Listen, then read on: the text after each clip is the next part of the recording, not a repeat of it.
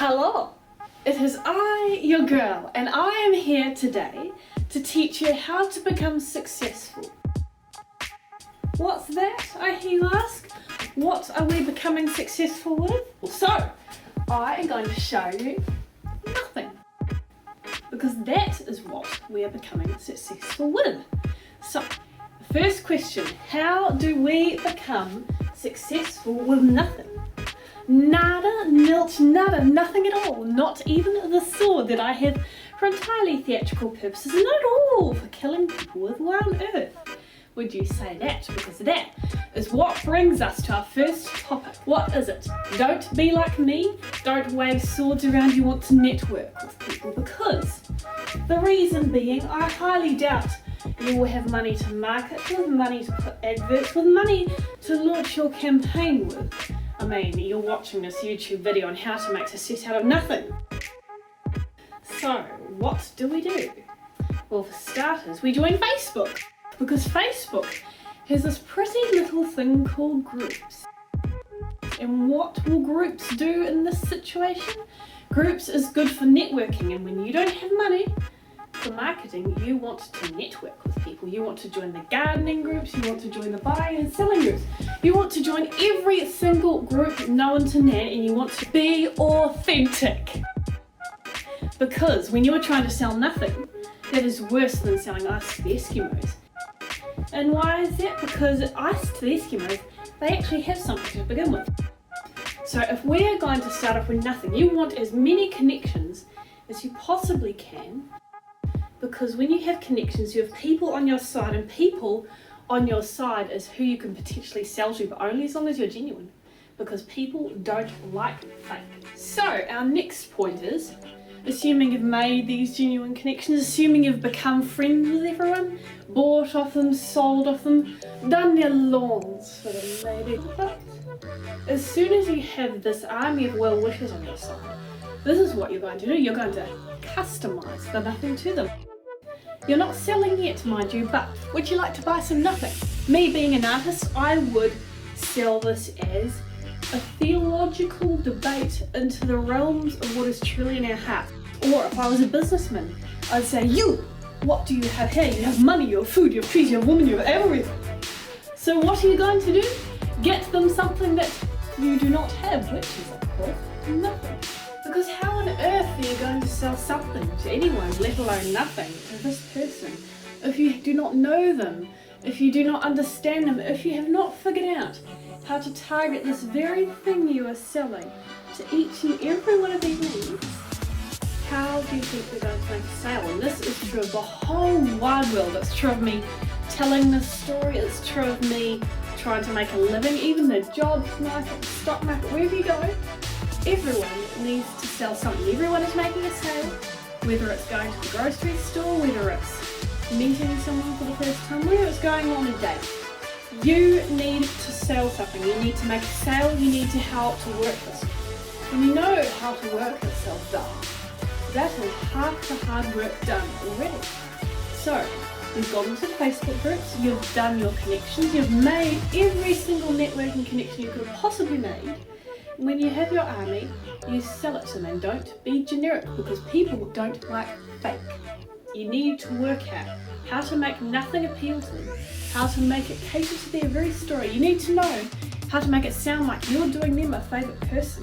When it sounds like you're doing them a favour, they're more likely to be indebted to you. And if they're more likely to be indebted to you, they're even more likely to return to buy recurring sales, which brings us to our next point.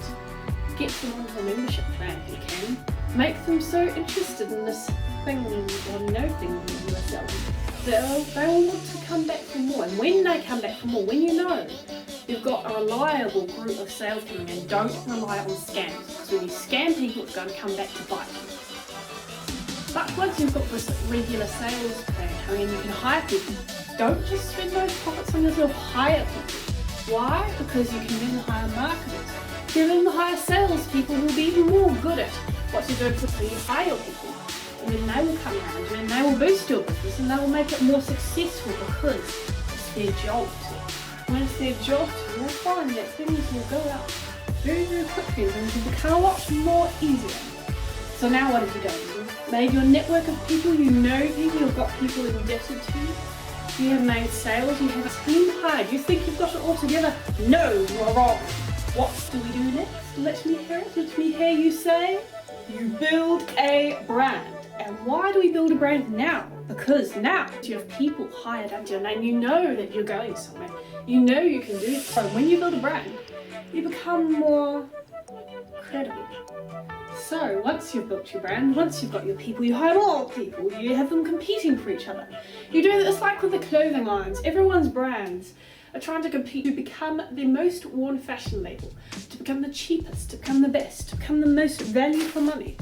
You need to do this effortlessly. And how easily can you do it if you're selling nothing? Because who does that, darling, really? Who sells a steaming rich plate of just what you need in your life? No one, absolutely no one, which is why you have the buyer's edge, which is why you have the consumerism market just in the palm of your hand, darling. So once you have made a brand, this is when we move on to the next step.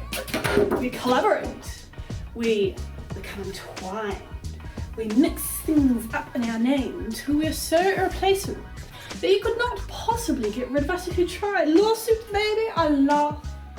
Politics, darling, don't make me cackle.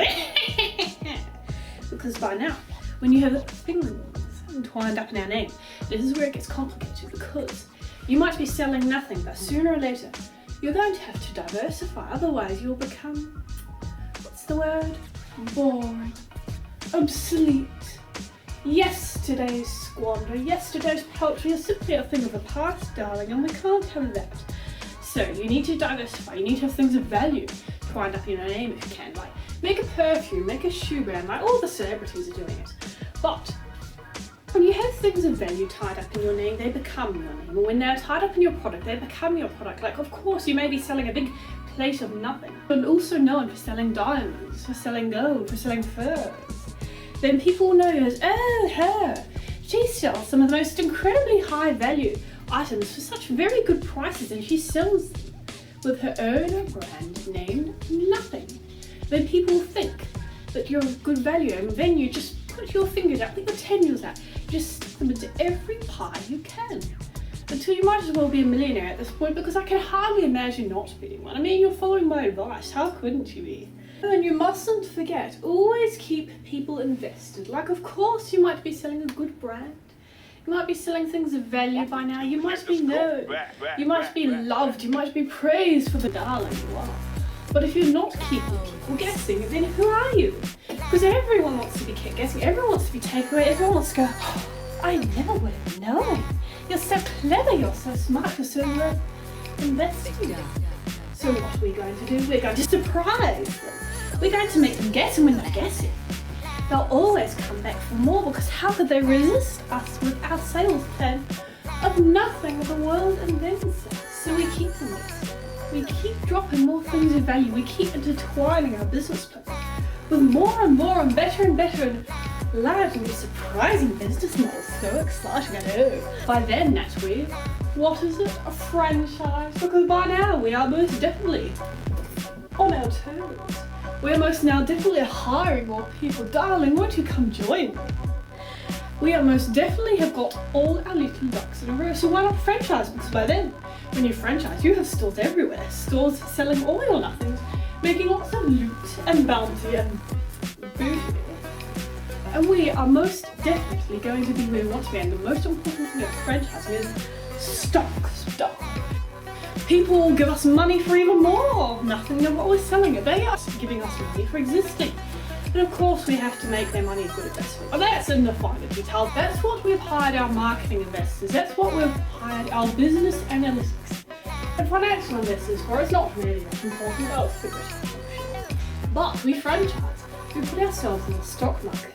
We've got all these lovely little people working for us. I mean, how could you say no to that? Such a worthwhile investing business plan. Such an exciting new experience. Such an interesting adventure. So darling, I pray you consider these things and come back to me when you are successful, because I know you will be. So go ahead and like and subscribe, because I'm selling more than nothing. I'm selling art. I'm selling stories. I'm selling a life experience, baby. Look at me. How could I be selling nothing when I'm selling all this and more? Darling, I could be setting you up for life. And don't forget, subscribe, like, I will see you later.